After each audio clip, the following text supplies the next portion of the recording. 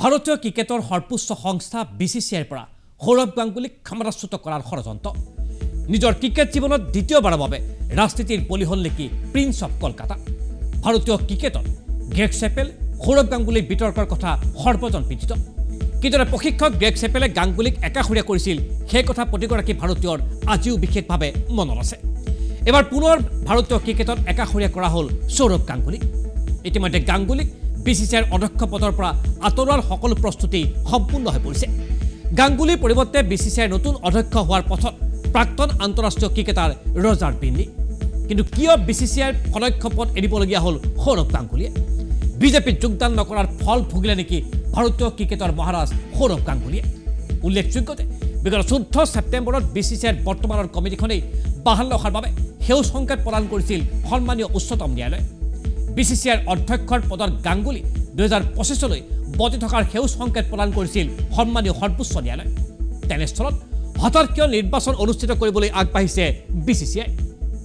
BCCIৰ সচিব পদত জয়ছা আৰু অধ্যক্ষৰ পদত গাংগুলীকে বাহাল ৰখাৰ কথা আছিল কিন্তু মূৰকত সেই সিদ্ধান্ত সলনি কৰিলে BCCIৰ কৰ্তৃপক্ষই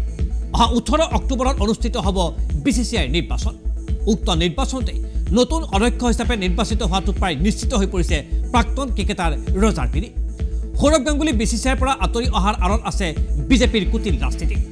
2021ৰ পশ্চিমবংগ বিধানসভা নিৰ্বাচনৰ প্ৰাক মুহূৰ্তত হঠাৎ চৰ্চালৈ আহিছিল সৌৰভ গাংগুলীৰ নাম নিৰ্বাচনত তৃণমূল কংগ্ৰেছৰ বিৰুদ্ধে বিজেপিয়ে পক্ষেপ কৰিব বিচাৰিছিল সৌৰভ গাংগুলীক পশ্চিমবংগত গাংগুলীক পোষ্টাৰ বয় কৰিবলৈ প্ৰয়াস অব্যাহত ৰাখিছিল গেৰুৱা দলটোৱে আনকি গৃহমন্ত্ৰী অমিত শ্বাহে সৌৰভ গাংগুলীৰ বাসগৃহত আহাৰ গ্ৰহণ কৰিছিল অমিত শ্বাহ সংগ দিছিল বহুকেইগৰাকী বিজেপিৰ নেতা সাংসদে কিন্তু ইমানৰ পাছতো গলা নাছিল বৰফ ৰাজনীতিত যোগ দিবলৈ মান্তি হোৱা নাছিল সৌৰভ গাংগুলী নিজৰ স্থিতিৰ পৰা 1 ইঞ্চিও আঁতৰি অহা নাছিল সৌৰভ গাংগুলীক বাৰে বাৰে বিজেপিত যোগ দিবলৈ কৈ ব্যৰ্থ হৈছিল বিজেপিৰ শীৰ্ষ নেতৃত্ব পশ্চিমবংগত তৃণমূল কংগ্ৰেছৰ সন্মুখত বিজেপিৰ মুখ হৈ থিয় দিবলৈ সাহস গোটাব পৰা নাছিল সৌৰভ গাংগুলীয়ে পৰৱৰ্তী সময়ত গাংগুলীৰ পৰিৱৰ্তে বিজেপিয়ে মিথুন চক্ৰৱৰ্তীলৈ অৱতীৰ্ণ হৈছিল বিধানসভাৰ নিৰ্বাচনত বিজেপিক প্ৰত্যাখ্যান কৰাৰ বাবে গাংগুলীক BCCIৰ পৰা আঁতৰোৱা হ'ল বুলি চৰ্চা আৰম্ভ হৈছে এতিয়া দেশৰ সৰ্বত্ৰে তৃণমূল কংগ্ৰেছৰ দাবী ৰাজনীতিক প্ৰতি হিংসাৰ বলি হ'ল সৌৰভ গাংগুলী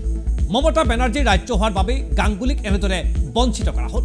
নে বিজেপিৰ যোগ নিদিয়াৰ বাবে চক্ৰান্তমূলকভাৱে BCCIৰ পৰা আঁতৰোৱা হ'ল সৌৰভ গাংগুলী এই প্ৰশ্ন তৃণমূল কংগ্ৰেছৰ সাংসদ শান্তনু খেৰৰ ইফালে তৃণমূল কংগ্ৰেছৰ ৰাজ্যিক সম্পাদক কুণাল ঘোষেও সমালোচনা লক্ষ্য কৰি লৈছে এই বিষয়টোক লৈ বিজেপিক সৌৰভ গাংগুলীক বেংগলৰ গৌৰৱ বুলি আখ্যা দি বিজেপিয়ে পৰিয়ালতন্ত্ৰক প্ৰশ্ৰয় দিয়া বুলি গুৰুত্বপূৰ্ণ মন্তব্য কৰিলে তৃণমূল কংগ্ৰেছৰ সাংসদগৰাকীয়ে গৃহমন্ত্ৰী অমিত শ্বাহৰ পুত্ৰ জয় শ্বাহ পুনৰ BCCIৰ সচিব পদত অধিষ্ঠিত হোৱাৰ সম্ভাৱনাক লৈ গেৰুৱা দলটোত এতিয়া সমালোচনা কৰিছে কুণাল ঘোষে আহক চাওঁ এই সম্পৰ্কত কি ক'ব খুজিছে তৃণমূল কংগ্ৰেছৰ জ্যেষ্ঠ নেতা আৰু সাংসদগৰাকীয়ে এটা সম্পূর্ণ ক্রিকেট জগতের বিষয় হলেও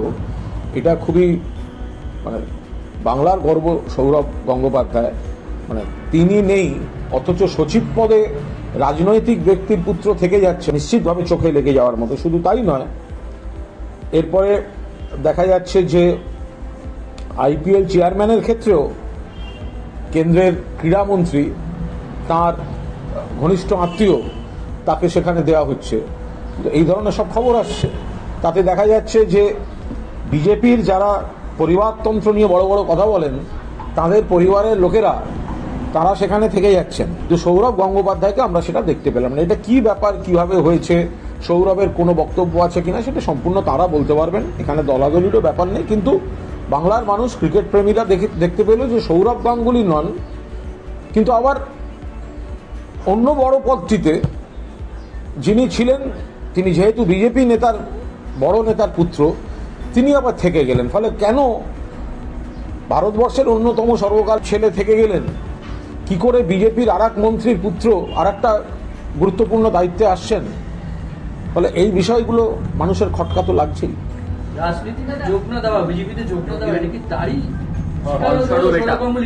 এটা এইভাবে বলা খুব মুশকিল কারণ সৌরভ তিনি নিজেই এ ব্যাপারে ব্যাখ্যা দেওয়ার পক্ষে যোগ্যতম লোক